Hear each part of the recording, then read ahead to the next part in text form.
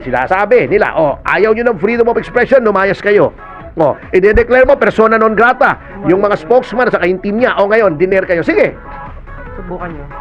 Pag sinabi ng presidente nyo na paalisin kami, aalis kami. Pero kami lahat aalis, 12. Ako, yari. Anak ng teteng. Dinedire kayo ngayon. Anong gagawin presidente? Pag hindi yung pinaalis ng presidente, pahiya tayo. Dinere kayo. Pag hindi kasi pwedeng persona non grata, paalisin mo sa Pilipinas. Ang stay dito ng diplomat is governed by the Vienna Convention of 1935 by 1936. Kasi maraming Vienna Convention kaya in-specify ko on diplomatic missions. Hindi mo basta-basta nagalit yung Senado, persona non grata, alis. Only the President through the Foreign Affairs Secretary can expel a diplomat. Kaya yan sinabi nung spokesman, sige. Pag sinabi ng Pangulo nyo, alis kami, pero alis kami lahat 12. Anong gusto nyo bang mangyari? Gusto nyong lumayas yung Chinese embassy? Is that not tantamount to cutting off diplomatic relations with China? Yung bang anong consequences yan? Nangaswabe yung pagtatakit Ang garapalan proud pa. Ang ating Senado, eto pang pinatulan. Nagalit sila kasi nag-react ang Chinese embassy sa sinabi ni Commodore Tariela na napakasinungaling na tao at obvious naman sapagkat di ba sabi niya wala naman nagsasabing Xi Jinping caricature lang yon, sila nga nagpangalan doon, pero yung video pinapakita na siya ay 7 beses niyang sinabi yung Xi Jinping.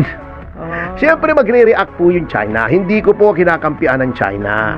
Gusto ko lang maayos sana ang talakayin at yung direksyon ng ating pamahalaan. Sapagkat hindi naman dapat nagdadaldal ng ganon si Tariela. Kung gusto niyang explain yung sitwasyon sa West Philippine Sea, explain niya ng maayos, wala yung mga kakengko yan na yun para tayong nasa elementary yan Alam nyo mga kasama, ako on record ako 2 articles. Ako meron doon sa column ko yung canned thoughts sa Daily Tribune. Yun ang pangalan ng column ko, canned thoughts. Nilatang pag-iisip. Oh, yeah. Totoo. Daily Tribune, tingnan nyo, every Tuesday. Kahapon meron, canned thoughts. Yan, 3 pa, isa pang beses, dinepensa ko pa yung Taiwan. So, hindi tayo pro-China. Tayo ay pro-sanity, pro-intelligence. Kasi nagtataka ako sa ilang mga senador natin, nagwawawala. Sinabi pa, unang-una, ito yung mga kengkoy na pinagagagawa ng mga nasa Senado natin, mga miyembro ng Senado. Number 1, bumanat sila. Kaya daw ganun ang ating attitude ay ino-occupy nila ang teritoryo ng Pilipinas, ino-occupy ng China. Wala pong pinapasok, ino-occupy na teritoryo ng Pilipinas ang China.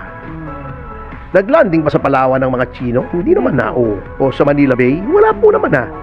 Yung sinasabi na lang West Philippine Sea o South China Sea, kasi tayo lang naman ang may West Philippine Sea. Exclusive sa kanila. Ang basihan po nung iba dyan ay yung sinasabi nilang arbitral ruling sa West Philippine Sea o yung South China Sea.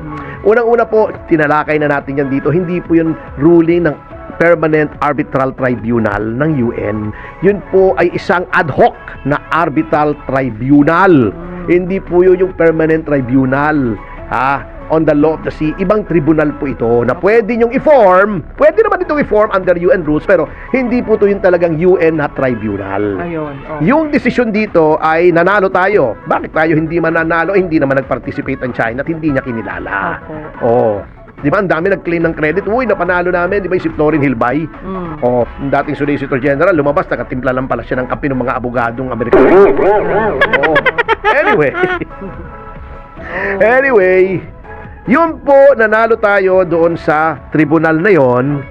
Pagkatapos, yung ruling ay nirehistro, pinadala, nirecord sa Arbitral Tribunal for recording purposes. Maliwanag po yun. Hindi po ito Arbitral Tribunal ruling ng UN. Arbitral Tribunal. Number 2, yun pong usaping yun, yung kasong yun, ay tungkol po sa UNCLOS, United Nations Convention on the Law of the Sea. Yan, Yan, di ba? Yeah. Law of the Sea. Walang land territory yung pinag-uusapan dyan. In fact, for that matter, we were not even talking about territory. or ownership ng kahit anong lupa, isla, etc. Law of the sea nga eh. Yung lupa ba, sea. Dog. Oo, dagat eh. Oo, nagiging dagat ang lupa dito sa ilang parte ng Pilipinas dahil sa palpak na flood control. Yun, oo, pero hindi permanente yun. Matutuyo rin yun. Kaya lang, ang sama ng amoy habang natutuyo. Anyway, ang pinag-usapan po roon is not even kanino tong isang bahagi ng dagat na ito. Wala. Wala po, kasapagkat yung United Nations Convention on the Law of the Sea, wala pong usapin doon tungkol sa teritoryo. Yun lamang entitlement, unang-una boundary. Kasi meron yang, di ba? Pag ito ay sinasabing kasama ng territory mo, 12 nautical miles from the low water mark, yun ang tinatawag na territorial sea. Teritoryo natin yun. Opo. Huwag mong papasukin yun. Gera yun. Another 12 nautical miles from the 12 nautical miles, so 24 na. Opo. Contiguous zone. Yan. Meaning? Oo. Pwede pa rin nating exploit yon at may right yun ng right of innocent passage. Pwedeng dumaan doon. Kahit na yung mga warship ng kahit sinong bansa. Basta hindi ang pakay niya ay garahin tayo. Right of innocent passage nga. Yung mga pangalakal, yung mga merchant marines, oo, syempre papadaanin doon. After that is the exclusive economic zone na pwede mong i-exploit yung natural resources. Yun po ang pinag-usapan dyan. Hinlaro lang po. Sinabi lang doon na, kaya nga ayaw sumali ng China doon kasi ayaw nila, magiging against them yung ruling, alam nila yon kasi wala rin naman basihan yung 9-dash line nila. Sinabi ng ruling, ay wala yung 9-dash line, hindi mo pwede i-claim yan. Eto mga lugar na to, exclusive economic zone to ng Pilipinas. Yun ang nangyari doon sa desisyon noong tribunal na yon. Kaso mo, etong China, makulit. Ini-insist nila, hindi kami bound yan, hindi namin kininala yung tribunal na yan. Hindi kami susunod sa ruling yan. I-insist pa rin namin yung 9-dash line. Doon nagkakatalo. At hindi lamang po tayo ang tinabla ng China sa 9-dash line. Marami pa po, Malaysia, Brunei, marami, Indonesia, pero wala po sa kanilang nagsasabi sa China na lumayas kayo. At walang nagsasabi sa kanila na nilalait, inaalipusta yung leader ng China. Pinag-uusapan nila through diplomatic channels. Kasi wala pong mapapala, kahit dumaldal si Tariela sa mga kolehiyo, kahit libutin niya ang daan-daang kolehiyo rin sa Pilipinas, papasok ang China sa exclusive economic zone kasi ang katuwiran nila kasama yan doon sa 9-dash line. No, kahit Vietnam, may dispute sila. Yun po ang problema dyan. Hindi po malulutas siya ng lolokohin mo, gagawa kang caricature ng presidente nila at lalaitin nyo. Wala pong mapapalayan. Mag-iinit lang ang diplomatic relation. Ay, katulad yan, sinasabi nila, ayaw nyo ng freedom of expression, lumayas kayo. I-declare mo persona non grata yung mga spokesman sa yung team niya. Ngayon, diner kayo. Sige. Subukan nyo. Pag sinabi ng presidente nyo na paalisin kami, aalis kami. Pero kami lahat aalis, 12. Anak ng teteng. Dinedere kayo ngayon. Anong gagawin ng presidente? Pag hindi yung pinaalis ng presidente, pahiya tayo. Dinere kayo.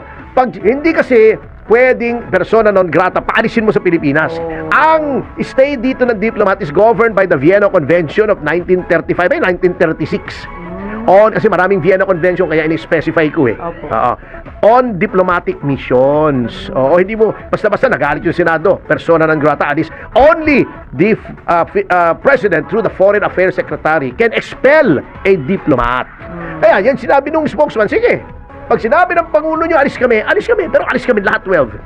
Anong gusto nyo bang mangyari? Gusto nyo lumayas yung Chinese embassy? Is that not tantamount to cutting off diplomatic relations with China? Yung bang anong consequences yan?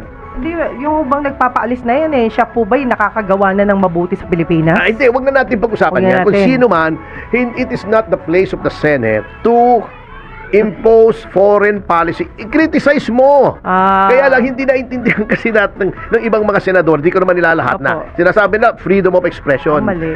Freedom of expression ay karapatan po ng mamamayan. Kapag ikaw ay opisyal, to a certain extent, curtailed yung freedom of expression mo. Lalo na kung ikaw ay uniformado. Oh, yes. Oh. Oo. Kita mo, para malaki example, pwede ba sundalo naka-uniforme, may sasabihin niya, may freedom of expression ako. Sabihin mo, Marcos, resign. Mali Hindi yun. pwede, sundalo Mali yun. ka eh. Oo, may curtailment ng freedoms kapag ikaw ay nasa gobyerno. Pag ikaw ay empleyado ng gobyerno, kahit janitor ka lang, hindi ka pwedeng mangampanya para sa kahit sinong kandidato. That is partisan political activity prescribed by the Civil Service Rules and Regulations.